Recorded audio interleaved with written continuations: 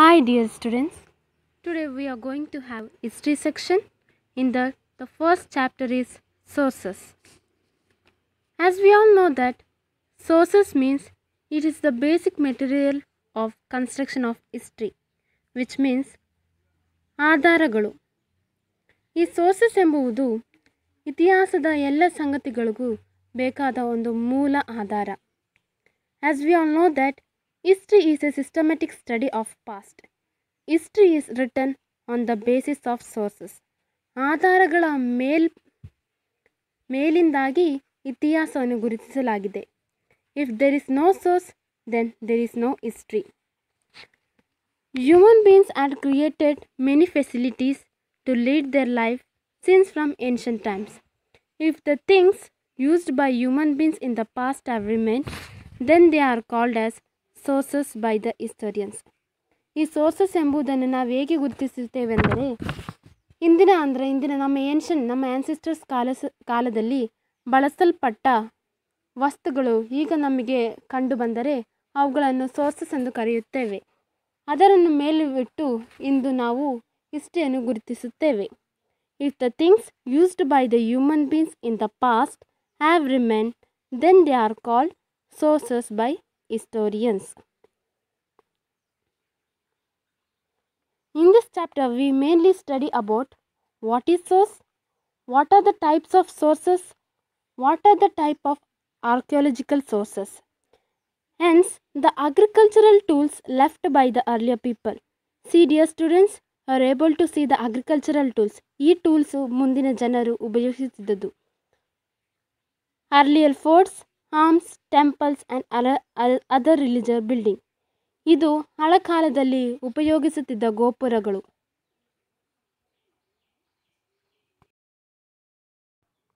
See students, here we have completed sources. Now let's move on. What are the types of sources? Sources can be divided into primary sources and secondary sources. In primary sources, it is divided into literary sources, archaeological sources.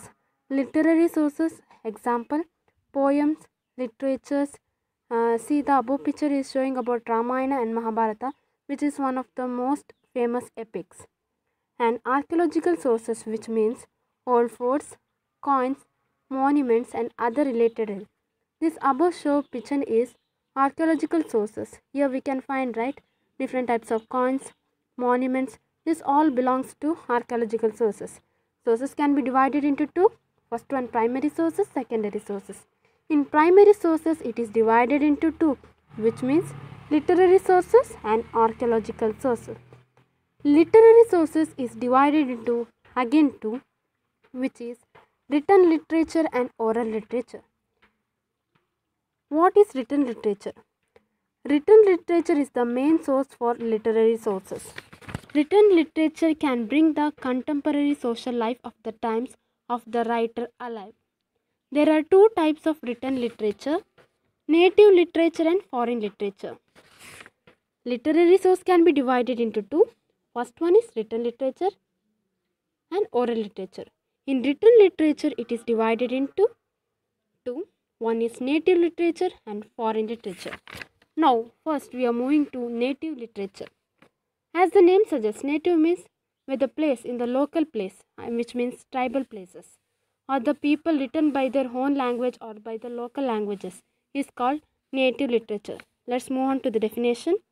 The literature created by Indians in native languages is called as native literature, which means ಅಂದರೆ ಅವರು ಬಳಸುವ ಭಾಷೆ. Example, ಈಗ ನಾವು ಬಳಸೋ ಭಾಷೆ ಕನ್ನಡ, ಅದರಲ್ಲಿ ಬರೆಯುವುದನ್ನು ನಾವು we call it as, which we use to write in local language is known as native literature. Literary works in Sanskrit, Prakrit, Kannada, Telugu, Tamil, Hindi, Marathi, Kashmiri, Gujarati, Oriya and other many languages. See students, these are the local languages. Thus this literary works are written by uneducated guys in their own local languages. It is called as native literature. Hope that all understood it. Let's move on some of the native literature works done by our ancestors. See now, Kautilya's Arthashastra, King Ala's Gathastaptasti, Vishakadatta's Mutra Rakshasa, Kallana's Rajatarangini, and etc. Pampa's Vikramarjuna Vijaya is one of the native literature written in Kannada language. There are many native literatures we can find. See in the above screen we can see Purana Bharata Kosha. It is one of the native literature written by our foremost Kannada poet Pampa. This work portrays the contemporary social, religious, economic, cultural and political life of the people. In native language contains in the olden days how people lived, how they hunted for animals and sex, etc. and so many other things. That's all. That is native literature. See now students, we have completed native literature. Let's move on to the foreign literature. What you feel when you listen the foreign literature? Yes, we basically feel that foreign literature means the outsiders who have visited our country had calculated all their manipulated ideas in a book about India. Such books are called as foreign literature. Clearly, many foreigners who visited India as travelers, ambassadors, businessmen, officials, and missionaries have recorded their observations and experience in their work. These works are considered as foreign literature. I hope that all are clear. ಹೊರಗಿಂದ ಬಂದ ambassadors ಆಗಿರ್ಬೋದು, like ಅಮೆರಿಕಿಂದ ಚೈನಾದಿಂದ ಬಂದ ಫಾಹೇನ್, Suzuki ಅವರೆಲ್ಲರೂ ನಮ್ಮ India ದೇಶ ಬಗ್ಗೆ ಅವರ culture rich tradition of a country India ಅದರ ಬಗ್ಗೆ ಹಾಗೂ trading centres and trading rituals ಬಗ್ಗೆ ಅವರು ಸಂಗ್ರಹಿಸಿರುವ ಪುಸ್ತಕಗಳನ್ನು ನಾವು ಫಾರಿನ್ ಲಿಟ್ರೇಚರನ್ನು ಕರೆಯುತ್ತೇವೆ. Again the definition I am repeating it. Many foreigners who visited India as travelers, ambassadors, businessmen, officials and missionaries have recorded their observations and experiences in their work. Such works are considered as foreign literature. Megasthenes Indica, Fahien's Gokoki, Hun Sang's Yuki, Ptolemy's Geography are some of the important sources. Apart from this, there are many other writings that they serve as the sources. In this work also can glare the depiction of then contemporary social, political, economic, cultural and administrative.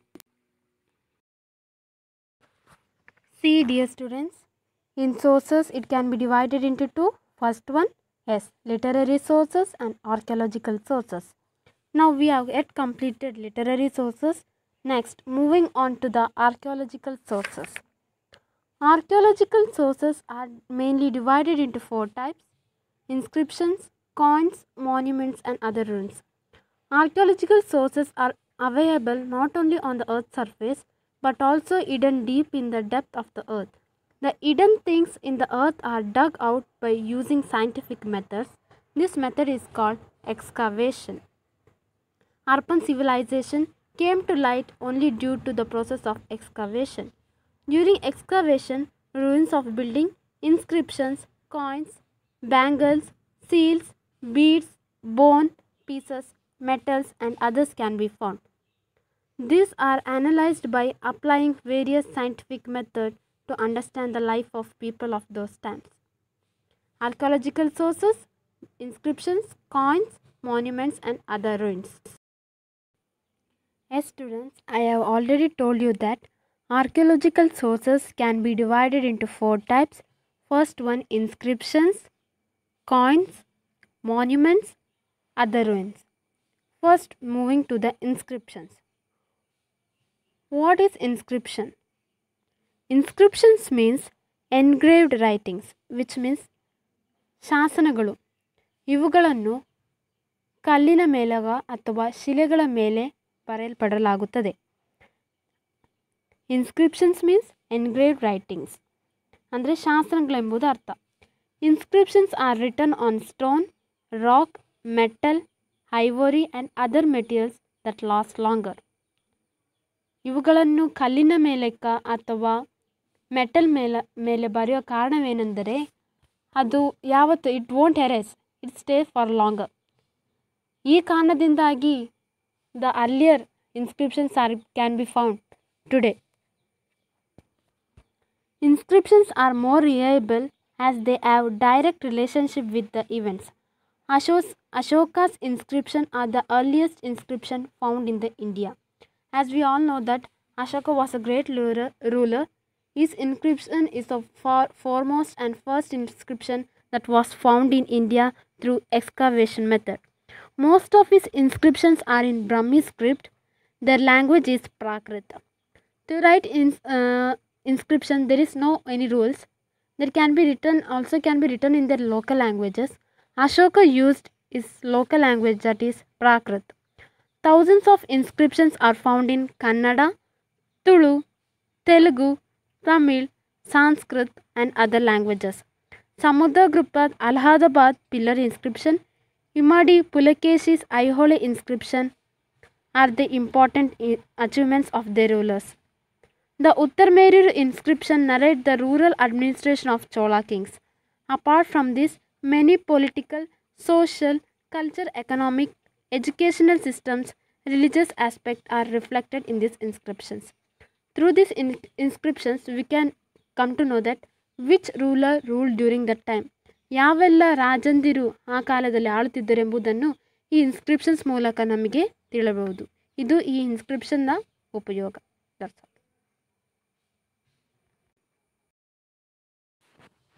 In archaeological sources, we have already discussed about inscription, which means engraved writings. Now let's move on to the second topic, which is coins. Coins, you all know that, we are familiar with that. Though the coins are small in shape, they contain many important aspects. When we see the coin, we think that what matter it contains. It is a tiny round shaped one. What matters and details it contains? But no, it contains many more and more aspects. They are helpful in understanding the geographical extent of the ruler's kingdom who minted the coins. See, you are able to see the coins in the ancient times, right? See, in that in specific coin, you see the what ruler's picture. See, you can able to see, right? It means that which ruler ruled in which time and who minted these coins. ಅಂದರೆ ಈ ನಾಣ್ಯಗಳ ಮೇಲಿರುವ ರೂಪವು ಅಂದಿನ ಕಾಲದಲ್ಲಿ ಆಳುತ್ತಿದ್ದ ರಾಜರು ಅಥವಾ ಅವರ ಹೆಸರುಗಳು ಅಥವಾ ಅವರ ಅಚೀವ್ಮೆಂಟ್ಸನ್ನು ಈ ಕಾಯಿನಲ್ಲಿ ಬರೆದಿಡಲಾಗಿರುತ್ತದೆ. ಇಲ್ಲಿ ನೋಡಿ, ಈಗ ನಮಗೆ ಮೇಲೆ ಈ ಸ್ಕ್ರೀನಲ್ಲಿ ನೋಡ್ಬೋದು. See, there are many types of coins. See in which and shape they are minted. Yes, they also aid us in knowing the language of administration, titles that king possessed, their religion, economic conditions of the times, metal technology in vogue of the particular kingdom. ಅಲ್ಲ, ಈ ಚಿಕ್ಕ ನಾಣ್ಯಗಳಿಂದ ನಾವೇನೆಲ್ಲ ತಿಳಿದುಕೊಳ್ಳಬಹುದು? Language of administration, the language used in those days, we are able to identify by these coins. Titles that king possessed, their religion. Each king has their own titles to possess their religion. So they have titles. See, we can able to see in these structures. And the metal technology. See, we are able to see in some coins it is bronze, it is metal and many more and things. They have different structure and immediately. Samudragupta had minted 7 different types of gold coin based on the pictures on those coins. It is said that Samudragupta was lover of music and he had conducted Ashwamedha Yaga. Samudragupta had minted 7 coins. Now let's move on to the next topic, monuments. Monuments are the major source to the right history. Palaces, temples, forts and pillars etc. are the monuments. Meherali's iron pillar, Vijaypura whispering Golgumbas are the evidence of the maturity of science and technical knowledge. We have finished coin. Now we are on through the monuments. We are familiar with the monuments. Taj Mahal. Its significance is that the love of Shah Jahan for his wife Mumtaz. For the sake of love, he has built it. See, through that monument, we are able to explain a story. If that monument was not built by Shah Jahan, whether we are able to identify this and all? Yes, thus it plays an important role. Not only monuments, the above listed things also, coins, inscriptions and many more things. The cave pictures and engravings of Ellora and Ajanta narrate the mastery over painting and sculpture during their time. The temple of Aihole, Pattadakallu explain the evolution of Indian temple architecture. The monument of Nalanda and the architecture of Madrasa built by Gawan in Bidar narrate the importance given to education during those days. Which is the important one means that who Gawan which we built in Bidar, and that structure says that importance is given to education. When we see that monument we think what it's just a structure meant for the what we say meant for beauty. No, it behind that picture or monuments it contains a lots of thousands of more and stories of rulers, kings and their tradition which they followed in their olden days. Hope that all have understood this chapter sources. If you have any doubt, never hesitated to contact me. Clear all your doubts. Hope that all enjoyed my teachings.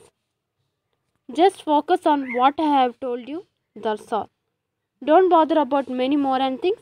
Just focus on what I said. Thank you. Wish you a good day. Thank you.